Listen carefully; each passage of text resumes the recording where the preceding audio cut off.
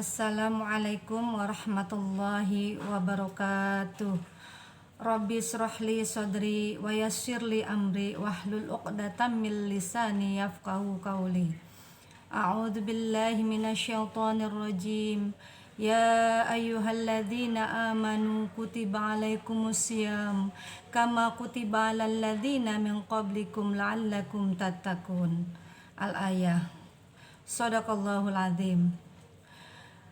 Yang saya cintai siswa-siswi MTS Mardoatila, semoga pada hari ini kalian sehat semua, serta dalam lindungan Allah Subhanahu wa Ta'ala. Materi hari ini adalah mengenai wanita-wanita yang dimuliakan oleh Allah Subhanahu wa Ta'ala. Apakah kalian mau dimuliakan oleh Allah Subhanahu wa Ta'ala? Tentu jawabannya pasti saya mau dimuliakan oleh Allah Subhanahu wa Ta'ala.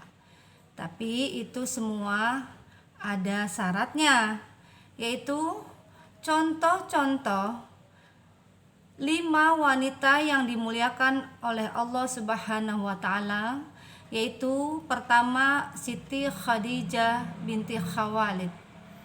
Nah, Siti Khadijah ini adalah wanita pertama yang masuk Islam. Dan yang kedua, Khadijah ini sangat taat dan patuh kepada suaminya, yaitu baginda Rasulullah sallallahu alaihi wasallam. Dan yang ketiga, dia juga taat akan perintahnya Allah.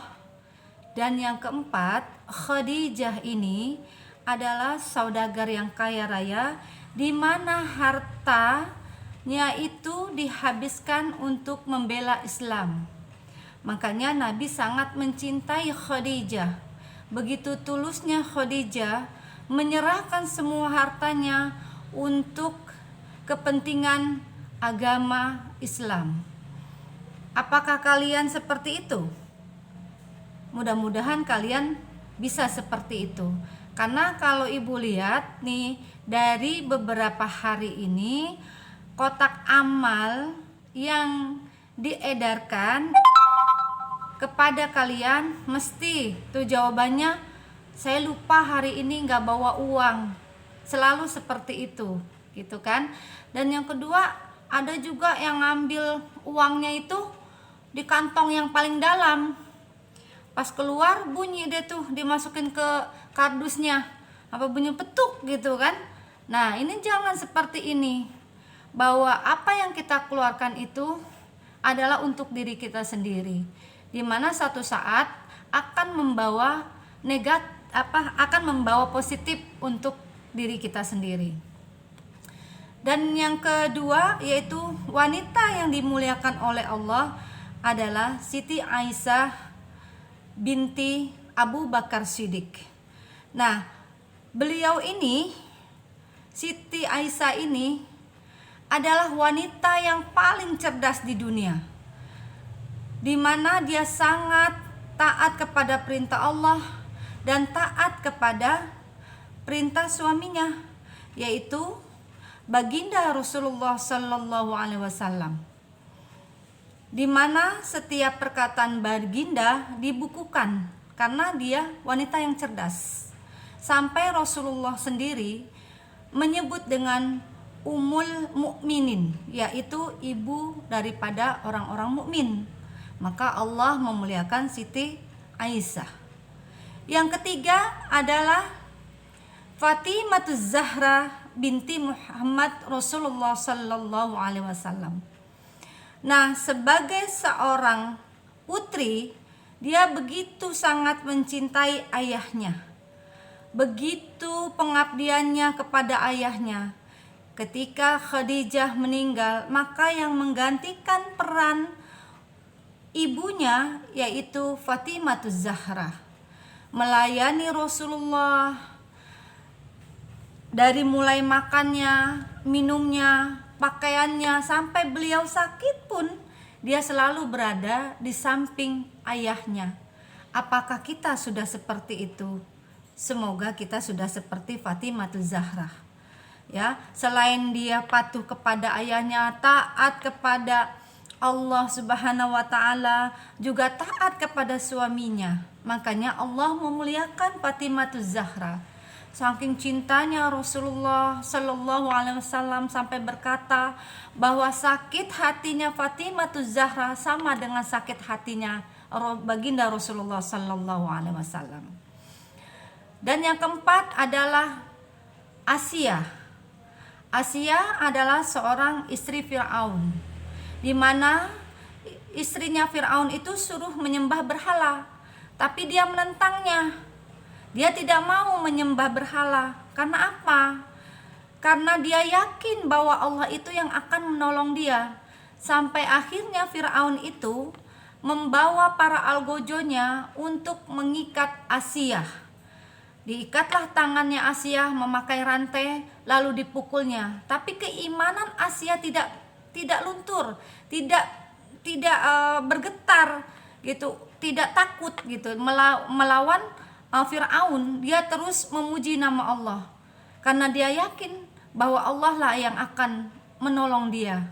Semoga kita seperti Asia yang begitu keimanannya sangat kuat, begitu keimanannya bahwa Allah yang akan menolong kita di yaumil kiamah nanti. Di akhirat nanti kita mendapatkan pertolongan dari Allah Subhanahu wa taala apabila kita yakin dengan seyakin-yakinnya bahwa Allah lah tempat kita berlindung. Dan yang kelima adalah Maryam binti Imran. Nah, Maryam ini adalah gadis yang suci, gadis yang bersih, yang bisa menjaga kehormatannya dan taat kepada Allah Subhanahu wa taala. Karena dari rahim beliau lahirlah seorang Nabi Isa. Jadi dia begitu taatnya, begitu sangat memuji kehormatannya dan bisa menjaga kehormatannya, maka Allah mengangkat, memuliakan Maryam binti Imran. Apakah kita bisa seperti Maryam? Insya Allah kita bisa melakukan. Yang terpenting niat bahwa kita bisa menutup aurat kita, bisa menjaga kehormatan kita, bisa menjaga kehormatan keluarga kita, bisa menjaga kehormatan kedua orang tua kita. Apabila itu bisa dilaksanakan, maka Allah akan memuliakan diri kita. Maka dari itu yuk sama-sama kita menjaga pada perbuatan keji dan mungkar, terutama para siswi MTS Mardotila. Jagalah kehormatan kalian, karena kehormatan wanita itu di atas segala-galanya. Apabila kita sudah bisa menjaga kehormatan kita, maka Allah akan melindungi diri kita. Nah, marilah kita sama-sama menjaga kehormatan kita dengan menggunakan jilbab, berkata dengan lemah lembut. Tidak ada tuh ketawa yang nyaring bunyinya, yang terbahak-bahak, karena kita adalah seorang wanita. Dan jangan mengeraskan suara kita karena kita adalah seorang wanita. Itu adalah aurat. Mudah-mudahan dari pelajaran yang kalian ambil bisa memahaminya, bisa merubah kita menjadi lebih baik lagi. Dari Ibu cukup sekian. Billahi taufiq wal hidayah. Wassalamualaikum warahmatullahi wabarakatuh.